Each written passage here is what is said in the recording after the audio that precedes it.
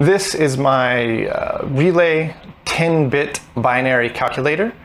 So you can see that there are 2 rows of LEDs and switches on the top 2/3 of this front panel, and each row has 10 LEDs and 10 switches. So this is, our 10 bits.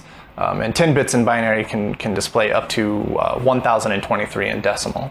So if the LED is off, that represents a binary 0, and then if we flip the little black switch below the LED will turn on, and that represents a logical 1, a binary 1. So you can see that, with all the LEDs off here, except for just this one right here, that represents the number 2, because binary is 1, 2, 4, 8, 16, and so on down the line. So for our first number that we're going to do, math on, we have the number 2. For our second number, if we flip that same switch, you can see it also is showing number 2. And then if we push this little black button here in the bottom right corner, it makes a hilarious noise as the relays click-clack their way to completion, and then we get our answer displayed on the bottom row here. And you can see that 1, 2, 4, so the number 4 binary bit is illuminated, which 2 plus 2 equals 4. On the bottom row here, you'll notice actually that there's 11 LEDs, and this 11th LED is to show numbers that are larger than 1023, because this can do 1023 plus 1023, which is going to give a number that's bigger than 10 bits. So we need the 11th bit to show that math. It can also do subtraction, so if we do subtraction, we need to make sure that the first number is larger than the second number. It won't do subtraction into negative numbers. So if we just say, for example, turn this LED on here, that is 2 and 1, which is 3 in binary, and then we want to do 3 minus 2, and to do subtraction, we flip this little switch down here. We get a little LED illuminated right here, and that tells us that we're in subtraction mode. And then if we push the little black button, you can see that we display, the number 1 down here, because 3 minus 2 is 1. But you'll also notice that the last 11th bit is illuminated. And that is illuminated because of the way that we do subtraction. But because because subtraction can never be larger than 1023, we can actually just ignore this bit, because it will never be a part of the answer. So in this way, we can actually do subtraction as well. Now, 2 plus 2 and 3 minus 2 are pretty simple operations. Let's see if we can strain this thing a little harder and put some more difficult addition and subtraction into it. And I kind of picked 2 numbers at random here, and then I had to look up the binary because I'm not that fast at binary. But we'll do, say, 547 plus 843. So 547 is 1 1 0 0 0 1 0 0 0 1. And then 843 is 1 1 0 1 0 0 1 0 1 1.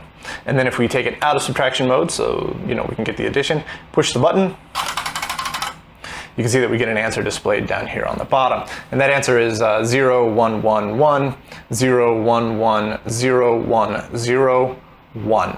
And that comes out to 1390, which is the correct answer in decimal. So it did the addition procedure correctly. All right, so let's see if we can get it to do some subtraction. So again, I picked 2 numbers kind of at random, and then researched the binary form. So we'll do 917 minus 314. So 917 is 1 0 1 0 1 0 0 1 1 1. And then 314 is 0 1 0 1 1 1 0 0 1 0.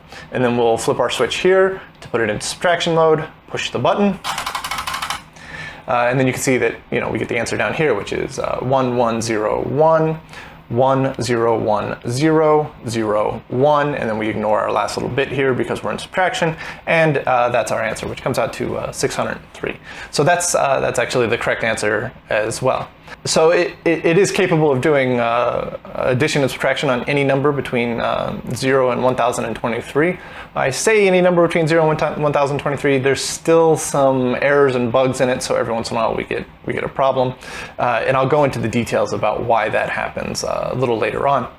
But you can see that it's quite capable, despite the fact that it's made pretty much exclusively out of relays, diodes, and capacitors. It's actually made of 90 relays, 96 diodes, 22 capacitors, and then for the front panel here we have 32 resistors and LEDs.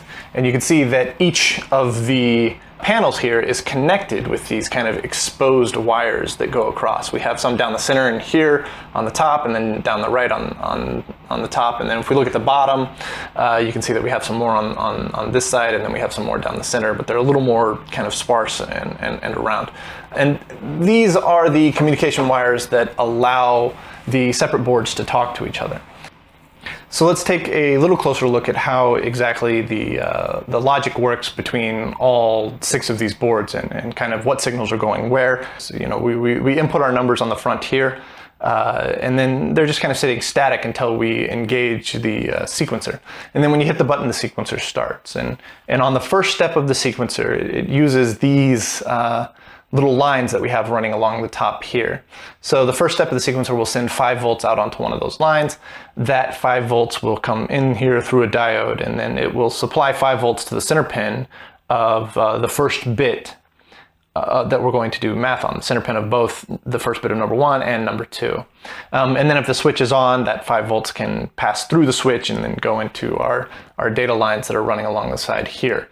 If the switch is off, then the 5 volts stops right there, and then that's considered a logical 0. When the data goes down the data lines, it goes down to the ALU. The ALU will receive the data for this one. And if it's on, that 5 volts goes directly into the ALU and switches the relays so that it can do the math. If it's off, then it doesn't switch the relays, and the ALU considers that to be a 0. For the second number, the 5 volts will go into the ALU, but before it gets to the ALU, there's a small exclusive OR gate on there. And that exclusive OR gate will invert the bit if the minus switch is flicked on.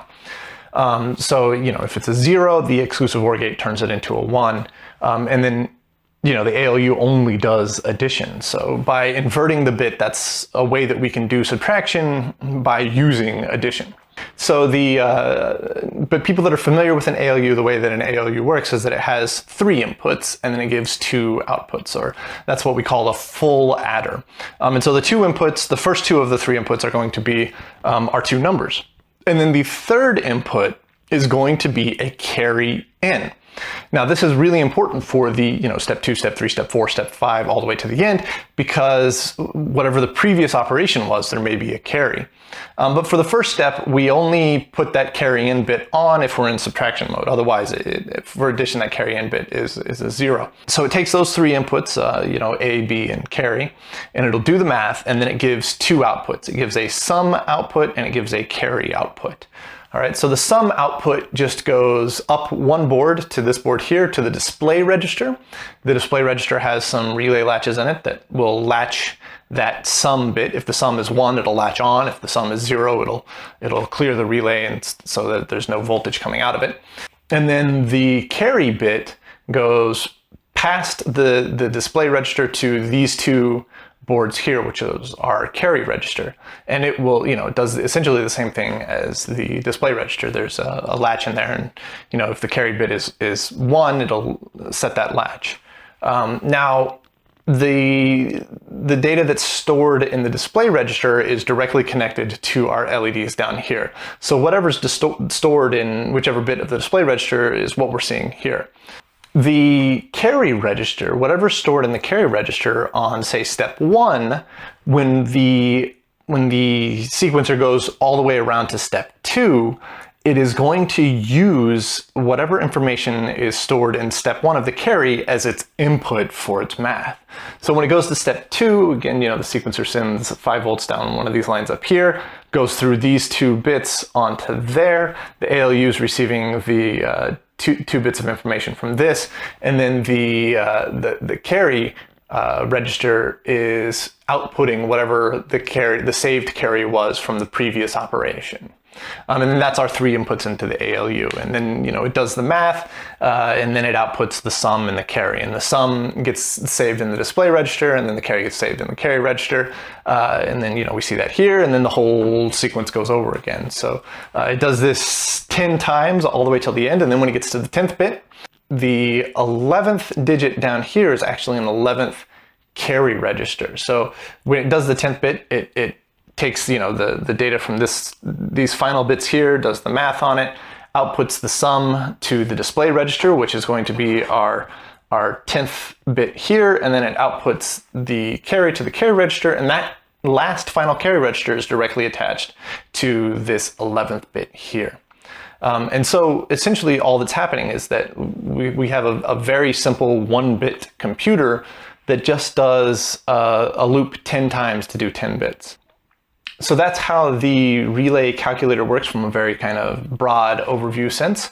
Next, we'll take a look at each of these individual boards in detail and get an idea of how exactly they're latching data, how is the sequencer stepping through the individual steps, and how does a full adder work. And then all of those concepts we can then pivot and apply to my hexadecimal calculator that I built after this.